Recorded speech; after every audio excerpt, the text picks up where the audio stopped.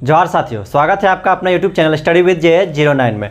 तो हमने पिछले वीडियो में बात किया था गुमला चौकीदार भर्ती से रिलेटेड कि उसमें कितना पोस्ट है, क्या क्वालिफिकेशन चाहिए, क्या रनिंग होगा, सब कुछ हमने डिस्कस किया था। अब मैं आपको बताऊंगा कि इसका फॉर्म कैसे भरना है। तो चलिए हमारे कंप्यूटर स्क्रीन पर और आपको बताता हूँ कि कैसे फॉर्म भरा जाना है।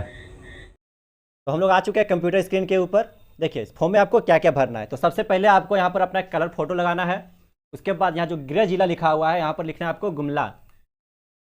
इसके बाद जो यहाँ पर लिखा हुआ है अभ्यर्थी का नाम बड़े अक्षरों में यानी कैपिटल लेटर में आप अपना हिंदी में यहाँ पर नाम लिखेंगे। उसके बाद यहाँ जो लिखा हुआ अंग्रेजी में तो आपको इंग्लिश में भी आपका नाम लिखना है, वो भी कैपिटल लेटर में। उसके बाद देखिए आपको 2 नंबर में लिखा हुआ है पिता या पति का नाम, यहाँ पर अपने फादर या जो भी मैरिड है उनका हस्बैंड का नाम यहाँ लिखना होगा। उसके बाद तीसरा नंबर में देखते हैं कि जन्म तिथि लिखा हुआ अंकों में, तो यहाँ पर आपको लिखना है अंकों में, यानी कि जैसे आपका डेट ऑफ बर्थ है 20/2/1998 तो आपको लिखना होगा 20/02/1998। और उसके बाद यहाँ लिखा हुआ शब्दों में, तो आपको भी लिखना होगा हिंदी में, आपको लिखना होगा 20/2/1998। उसके बाद आइए हम लोग देखते हैं कि दिनांक 1/8/2023 को आपका उम्र कितना है। तो आपको पहले अपना उम्र निकाल लेना है कि आपका करंट उम्र कितना है। तो आपको यहाँ पर लिख देना है कितना साल हुआ है, कितना महीना हुआ है और क्या डेट है।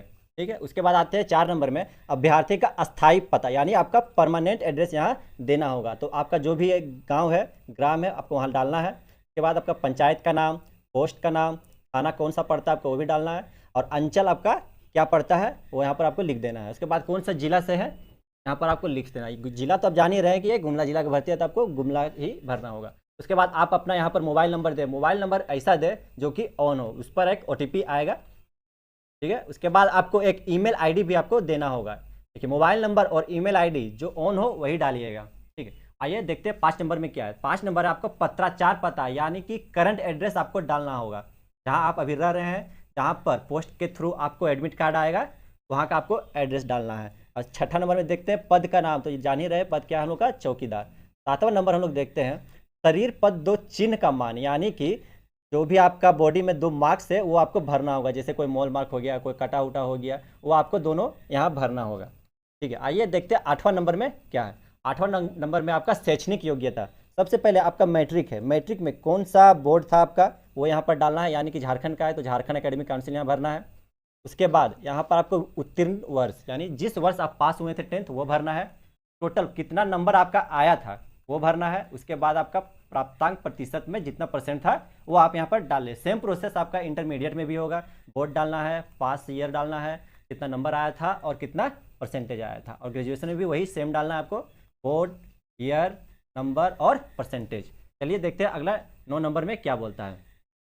यहाँ पर आपको सिलेक्ट करना होगा लैंग्वेज, जो आपका स्थानीय जनजातीय भाषा है, जो आप लैंग्वेज जानते हैं, जिस लैंग्वेज में आप एग्जाम देना चाहते हैं वो आपको यहाँ सिलेक्ट करना होगा।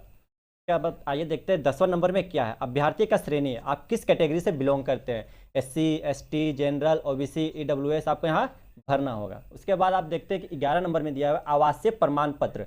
आवासीय प्रमाण पत्र यानी कि रेजिडेंस सर्टिफिकेट का जो भी आपका नंबर है वो डालना है, और कब वो इशू हुआ था वो डेट यहाँ पर डालना है।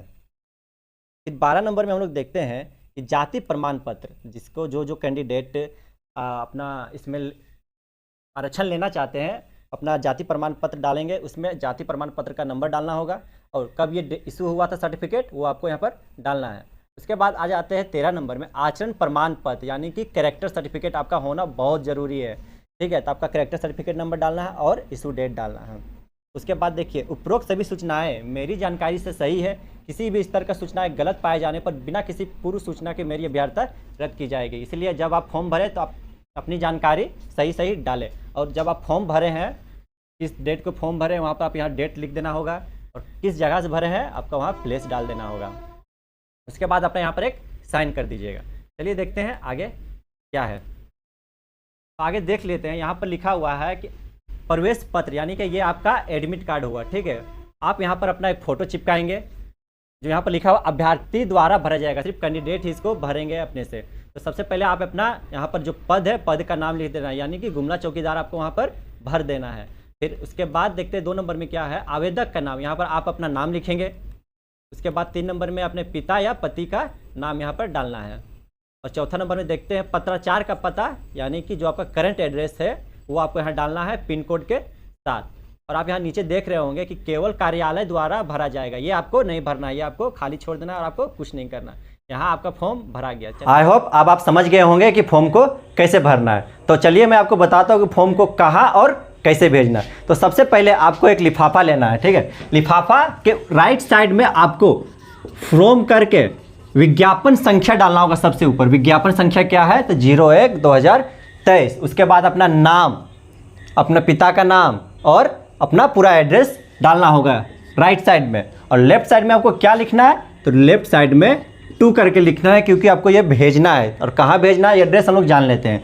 तो एड्रेस है उपायुक्त का कार्यालय, जिला सामान्य शाखा, नया समाहरणालय भवन, भाग 1, कमरा संख्या 09, गुमला। और पिन कोड है 835207, झारखंड। ये तो हम लोगों ने जान लिया है कि जो लिफाफा लेंगे उसके ऊपर क्या क्या लिखना है। अब हम लोग जानते हैं कि लिफाफे के अंदर क्या क्या डॉक्यूमेंट्स लगाने हैं। तो सबसे पहले जो फॉर्म आपने भरा है उसका प्रिंट निकलवा के वो डालना है, और साथ ही आधार कार्ड और पैन कार्ड का एक जेरोक्स उसमें लगाना है, और उसके साथ 4 फोटो भी देना है। और साथ में ही 10th का टोटल डॉक्यूमेंट, इंटर का टोटल डॉक्यूमेंट, सबका एक सेट जेरोक्स करा के लिफाफे के अंदर भरना है। अगर आपके पास ग्रेजुएशन का सर्टिफिकेट भी है तो वो भी डाल सकते हैं, वो आगे चल के आपके लिए फ़ायदेमंद ही रहेगा। उसके बाद जो भी कैंडिडेट आरक्षण पाना चाहते हैं वो अपना कास्ट सर्टिफिकेट जरूर लगाएं। और सबसे बड़ी बात, जो भी गुमला से हैं उनका एक रेजिडेंस सर्टिफिकेट भी लगेगा। रेजिडेंस सर्टिफिकेट, कास्ट सर्टिफिकेट और इनकम सर्टिफिकेट, ये सब में जेरोक्स करके डालना है। और सबसे इंपॉर्टेंट बात मैं आपको बता दूं, सब में सेल्फ अटेस्टेड होना जरूरी है। सेल्फ अटेस्टेड बोले तो हर एक डॉक्यूमेंट में अपना साइन होना जरूरी है। अब आप समझ गए होंगे कि फॉर्म के अंदर क्या क्या डॉक्यूमेंट डालने हैं। अब मैं आपको बताऊंगा कि इसको भेजना कैसे। तो आपको ये भेजना है पोस्ट ऑफिस के द्वारा या स्पीड पोस्ट के द्वारा। आशा करता हूं कि ये जानकारी आपको समझ आई होगी। अगर आपको ये जानकारी समझ आई तो वीडियो को लाइक करें, शेयर करें और चैनल को सब्सक्राइब करें। यहाँ तक बने रहने के लिए धन्यवाद।